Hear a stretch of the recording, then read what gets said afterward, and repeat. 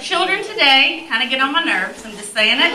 And it's okay, kids. I love you. I do love you. But your parents is it's a problem. It's your parents. All I want to do is go to Ukrops and grocery shop without some cart hitting me in the ankle with the big, you know what I'm talking about, with the big plastic thing on the front. But you know what the problem is? You got TVs in the car. I didn't get TV in the car. TV in the van or the SUV. You're supposed to get to ride in a car. I have so much respect for these parents who have cars and not minivans. And I know you parents are looking at me because I don't have kids, and you're like, you'll see. You'll see when you have kids, you'll see. Well, you know what? All I have to go on is experience. My mother raised me. And you're supposed to get to ride in a car on vacation because everything that happens in that car is supposed to be so awful that when you get there, it's just so much fun. It doesn't matter where you go.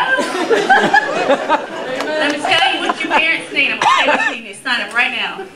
She's here tonight. My mother. You have never seen a parent. You've never seen a mother like my mother. She needs to write books. This woman was amazing. She was a pastor's wife. She was pretty. She had a job. And she spanked us. That's what kids need. They need to be spanked. But you know what? She never embarrassed us. She never embarrassed us in public. She at least gave us dignity. She gave us our dignity. She was so good, and I promise you, if somebody told me she worked for the CIA or some torture group, I would believe them, because it wasn't just about the spanking. It was about the preparation before the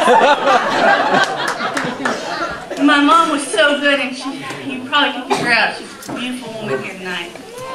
She's so pretty, always poised, and we'd be at a church, and she'd be like, "Hey, how are you doing? Oh, it's so good to see you." And I'd be standing beside her, and she'd be like, "I saw what you did in church." "Yeah, hey. Oh, it's so good to see you, too. I hope you enjoyed walking." "Oh, really?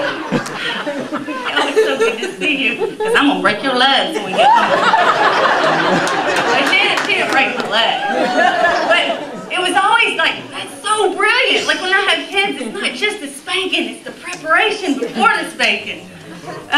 And the whole way home, and I would try to distract her. I'd be like, "Hey, I'm going to do a little dance for you so you forget about the spanking." I'd be like, "Hey, did you hear the one about the guy who was a Lutheran and went to church and got his life changed?" "Neither did I!"